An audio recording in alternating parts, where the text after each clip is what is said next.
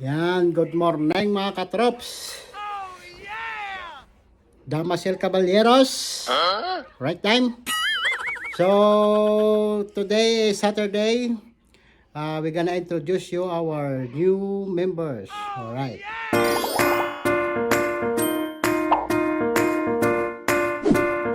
Sa mga nagtatanong pala kung paano nagkapunta si Tita Tens dito, ay isasagutin niya sa atin ngayon. Alright. So, si Tita Tens, bibigyan ko lang kayo ng konting info ni Tita Tens. Nung nasa Dubai kami, at nanganak si Mrs., siya yung nag-alaga kay Marley for 4 years since baby. And nagtatrabaho siya dati sa may Star Appliance, sa may SM City, Bacolod. At former Bombo Radio Girl. Alright. So, sa mga nagtatanong ito na yung chance nyo na panoorin nyo yung vlog namin. Ito si Tita Tens. Alright. Okay. Ready ka na, Tita Tens?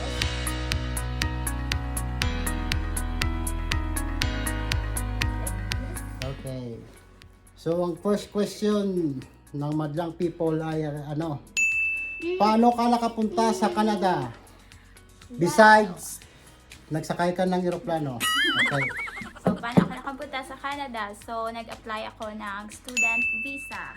So, take note nyo lang guys na maraming pathway paano makapunta dito sa Canada. Pero yung student visa, isa yon sa pinakamadali. Pero isa sa pinakamahal na way paano pumunta dito sa Canada. And if you have money to support your studies, so pwede talaga kayo mag-apply. Ganun ba yan? So, kailangan mo talaga ng pera pagka pumunta ka na dito sa Canada at saka student visa ka, di ba? Yes. Kasi yun yung isa. Mag-aaral ka kasi. Yan.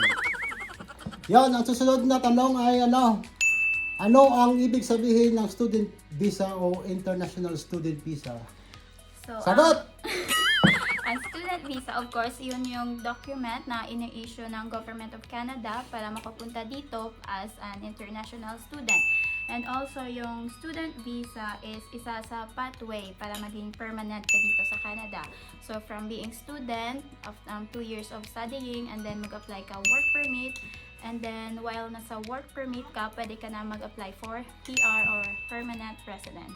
And also, take note guys na yung student visa is allowed tayo mag-work ng part-time during class. And also, full-time jobs if naka-school breaks tayo. So, ilang oras pagka sa outside? Outside, 20 hours per week. And then, pero if nasa school kayo mag-work full-time, pwede.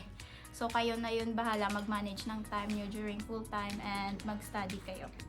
So, ibig sabihin pag full-time ka dito sa Canada, 40 hours a week yung full-time. Pagka part-time naman, 20 hours a week. Yan. So, yung susunod na question ay paano ba makuha ng student visa? Paano ka makakuha ng student visa? Kasi marami nagtatanong paano ba makakuha daw ng student visa? So, first, you need to apply sa mga schools dito sa Canada. Oh? Yes, so magpili kayo ng school kung saan nyo gusto or kung saan kayong province gusto tumira. At the same time, you have to make sure na yung school na pinili nyo is nandun sa list ng IRCC sa website nila na isa sa DLI, which means Designated Learning Institution. It means na they are approved ng Government of Canada na na mag-enroll ng international students. And also, you have to make sure na yung school na in-applyan nyo is PGWP or it means postgraduate work permit. Para pwede kayong mag-work dito after studies kasi merong ibang schools na hindi sila nag-offer ng PGWP. Yan. Sensya nga mga katropa, gutom yung isa kong katropa dito si Mr. Dime. So yung susunod na tanong ay ano ang requirements para maka-apply para sa student visa? Ayan. Isa-isahin mo yan. Okay. Step 1 to step 2. Meron akong lista dito May listahan daw May listahan sa dito mga katropa. So, ano yung requirement? Ilista nyo para hindi kayo mawala kung ano yung mga requirements pag-apply ka ng student visa. So, ano yung mga requirements? First, acceptance letter sa school. Dapat talaga ma-enroll muna kayo sa school before kayo makapag-apply ng visa. So, sa acceptance letter, depende yon sa school kung ano yung i-required na documents. Like, in my case, sa state, they required me to submit diploma, both high school and college. And then, yung Form 137 ko sa high school. And then, yung transcript of records in college. Okay. And then, yung kagandahan sa state, kasi hindi sila nagre-required ng IELTS. So, pinasubmit lang ako nila ng medium of instructions in English. Para hindi na, no need na magkuha ng IELTS. And then, after that, kung nag-apply ako we paid 150 CAD or around 6,000 pesos para sa application fee. And then, siguro nag-wait ako ng mga 6 weeks nung nagkaroon ako ng acceptance letter sa kanila. And then sa visa naman, yung mga requirements, of course, valid passport. Yan yung number 1. And then, after that, mag-biometrics kayo niyan, mag-medical, and then NBI clearance, employment history if meron kayo. Teka lang, ano yung puro clearance? Pwede ba yung may puro clearance pa ba sa atin? Wala na yun. Wala na NBI, mga- national. yeah. Oh, NBI clearance. Wala lang puro clearance. Go ahead. Yeah, and then employment history if sa mga past jobs nyo. And then birth certificate and study plan. Yung study plan or... Teka lang, paano kung marriage ka na? Kailangan mo ng marriage contract? Oo, need mo mag-submit ng mga ganito. Kaya kailangan nyo ng marriage contract pagkakasal kayo. Kasi mag-fill up kayo ng forms if married kayo. So, need yun ng supporting documents. Yeah. So, for visa requirements, of course, you have to have valid passport. Yan yung pinaka-importante. And then, mag-biometrics kayo, mag-medical, and then yung NBI clearance, and then employment history sa mga past jobs nyo. At the same time, you have to submit birth certificate and study plan. So, and also you have to submit study plan or yung statement of purpose. Yung statement of purpose, doon kayo magsusulat kung bakit nyo gusto mag-aral sa Canada and bakit gusto nyo kumuha ng ganyang program. At the same time, bakit nyo piniling mag-aral dito compared sa Pinas or sa ibang bansa. And then doon nyo rin sasabihin kung ano yung mga future plans nyo. Dapat makonvince nyo sila na babalik kayo ng Pinas. And then, so yung pinaka-importante is yung proof of funds or tinatawag nyo ng show money.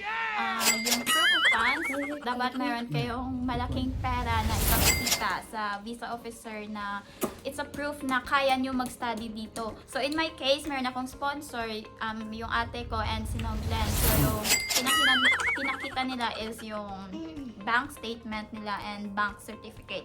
Sasabihin ko pa kung magkano yung show money natin. Huwag mo na sabihin kung magkano yung show money. Basta importante, meron kayong mga milyones sa Pilipinas. Yeah, in Huwag nyo na sabihin kung magkano yung Basta milyones. Basta milyones. Yan. Yan. Mga approximately, more or less, mga 40,000 Canadian dollar. More or less. Depende sa rate. Okay? Okay. And then, nag-submit din si Glenn ng PR cards nila. And also, Employment letter. employment letter and income tax return and payslip. Mga paystubs nila. Yes. Yan. Yung susunod na katanungan mga katropa, magkano ang tuition fee mo?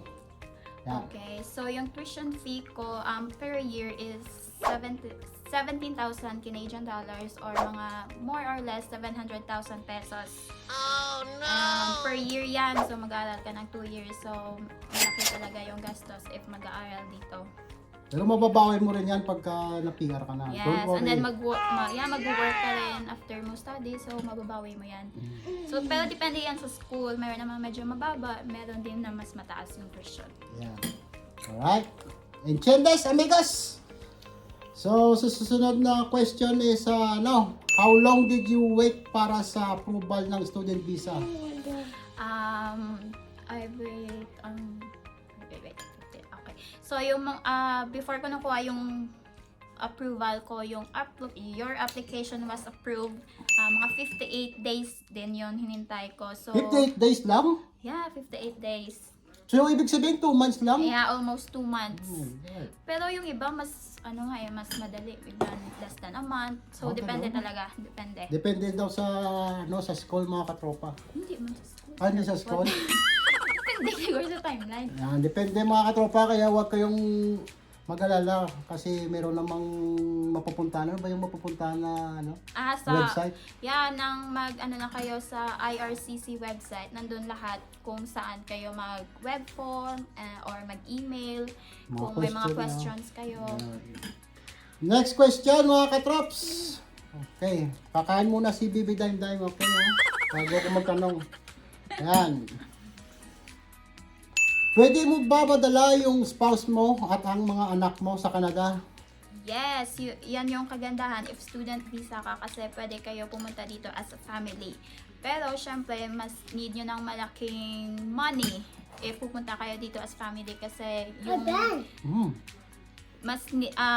mas kailangan mong i-convince yung visa officer na you are capable na i-sustain mo dito yung family mo na pupunta kayo. Yeah, why not ito? At saka, dadagdag ko rin doon sa kasi meron na akong tropa dito. Dito kapitbahay ko si Muslim, saka dito si Islam sa kanila, mga taga Bangladesh. Dala nila yung pamilya nila. At si paring Romel sa Calgary, yung na-meet ko sa may Tabor Cornfest. Kaya nadala nila yung 3 anak niya. At yung isa pa, si Alan, yung taga Costco, nagtatrabaho doon. Yung misis siya, student visa, tapos siya yung bumabakpak ng trabaho, si Alan. Yan, shoutout sa'yo pre ha. Ayusin mo yung trabaho mo sa Costco, pagalitan kita dyan eh. Yan. Yung susunod na tanong ay ito na ha. Pagdating mo dito sa Canada, ano yung feeling mo nung nakarating ka sa Canada? Ano talaga yung feeling mo paglapag mo pa lang sa Vancouver? Feeling ko, it's a dream come true. Yung come true daw mga katrops. Kasi di ba maraming nag-i-aim din na pumunta dito and isa ka sa maraming tao na nakapunta because of them. And not because of me, because of our loving Almighty God. He's a rock and roller, alright? He knows what to do in God's perfect time. Alright? So yun lang mga katrop. That's it. Laging tandaan ha. Pag walang power, pag walang power, walang knowledge. Kung walang knowledge, walang power, okay? So peace out and rock and roll.